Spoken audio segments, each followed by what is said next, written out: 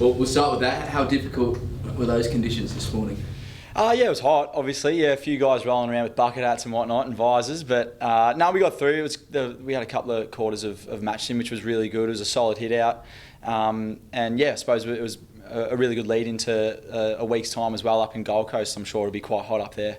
I'm sure Burjo sort of relishes it when the temperature hits over 35. Yeah, well, there's a few HBT guys rolling around mentioning saunas and stuff this week, so they're trying to drill that into us. Yeah, just to try and acclimatise, I suppose. So, and I think as I touched on, it is quite timely, really, with round one coming around, and up in Queensland, it's certainly going to be no different. So, yeah, hopefully it holds us in good stead. It looks like all signs point to you making that trip. Does it feel like that from your point of view? Oh, look, you never quite know. All it is for me is just, I suppose, without being too cliche, but taking it, 1 week at a time, and taking those opportunities hopefully when they come, and just being ready as well. It might not happen. It might happen. What will be, and it's just, I suppose, how you react to that as best as possible, I guess, and go from there.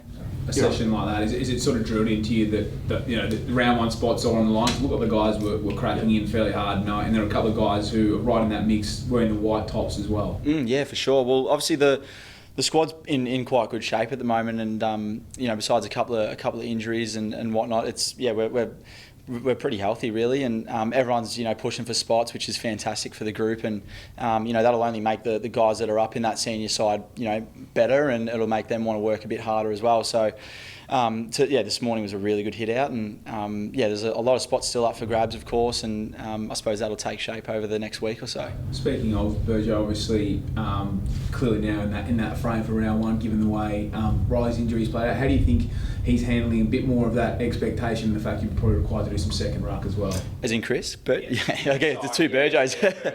That's all right. Yeah, no, he's done really well, Burjo. He's came in and has fit in seamlessly, and yeah, he's a super player, really fit, very athletic, very skillful. So, he's one of them. There's other guys too. Lachie Gallant's another one that comes to mind who's really in good shape as well. So, there's plenty more, of course. But Burjo, he's had a fantastic pre-season, and if he gets the nod, he well and truly deserves it. Does it take a bit out of the group when Riley's had the pre-season that he has, and everyone, there's so much expectation for him externally and internally? Does that give the group, does it make the group a bit flat? Yeah, for sure. Yeah, he's had one of the best pre-seasons I've seen. That's for sure. Filthy. He's been on an absolute heater, really. He every session is just standing out, even in the running. Like, for a guy his size, the way he moves, it's incredible. But in match practice and stuff, he was doing so well, and it is a shame to see him go down. But we know Riley, he'll attack his rehab and get right into that, and he'll be back in no time. But it is disappointing for sure. Obviously, Rory, he's wearing those glasses for protection. But what did you make of them? Is he copying a little bit of stick? They're very, very large. Little bit. I think I said to him, he sort of looks like he's in the middle of an NBA championship with those goggles. He's spraying the champagne and stuff. But he obviously it's a very important thing, to look after your eyes. And Sloan, he's been through a bit with that, and it's just awesome to see him out there and training again. And obviously, the training load and stuff will, I suppose, keep increasing, and he'll be out there in no time. But yeah, it's good to see him back out there. Who wears it better, do you think, Rory or Mason?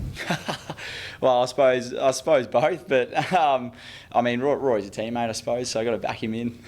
No text today. How's he travelling? Yeah, so he's I believe he's had a back spasm, I think yesterday maybe, or something like that. But he's okay. Yeah, just obviously we're trying to manage him as best as possible going into round one, and it's just a matter of making sure that he's right to go for that game. And obviously had the morning off, but no, he'll be right. You get the rare chance, I guess, to look at your round one opponent playing it for premiership points before round one. Will you guys do anything for the game, or you just sort of review it next week?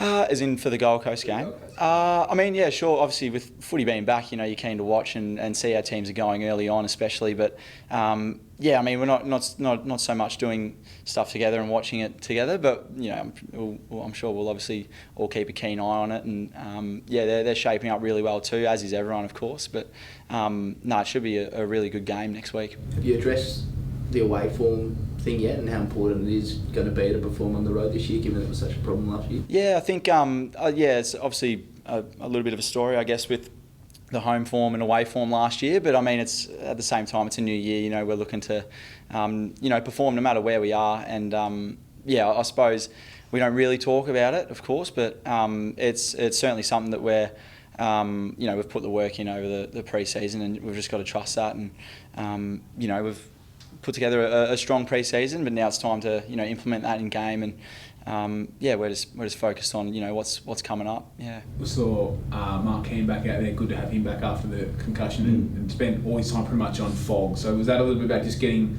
a little bit of time in his legs rather than reading into where he plays and that sort of thing coming on? Yeah, well, I think he's still. So I'm actually not quite sure if he's in the protocol still, or he's just coming out of it. Maybe, I'm not sure. But Keane thankfully recovered well. Obviously, priority number one is his health, and just making sure that he recovers well from that head knock, and he has done so, I believe. Yeah, he's been back out there, of course, training and whatnot. But yeah, I think it's certainly a matter of, as it is for everyone too, you know, getting a bit of training load in the legs, and I suppose preparing for games to roll around. And Keeney is another one who's had a ripper pre-season, and he's shaping up really nicely. Last couple of guys. Contract year for you, does that change the way you view things? Does it put added importance on every little action you make? I mean, yes and no. Like, of course, I suppose you treat every year the same. You know, you don't want to think too much about that stuff. And for me, you know, personally, it's just about, you know, trying to put my best foot forward, you know, every week, whether that be at SANFL or AFL level, and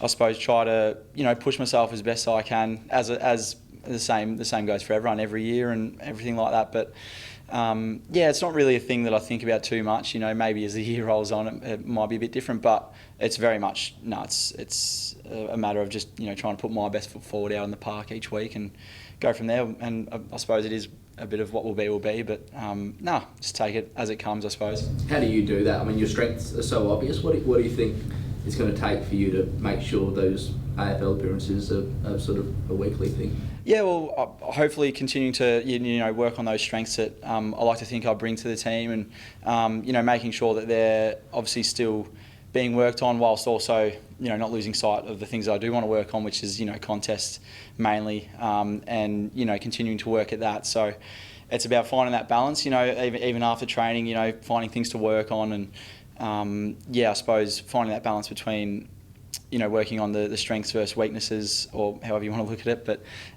is something that, you know, I'm still, I suppose, working at, and yeah, hopefully I can continue to improve in both areas really, and just, yeah, I suppose continue to put my best foot forward. Yeah.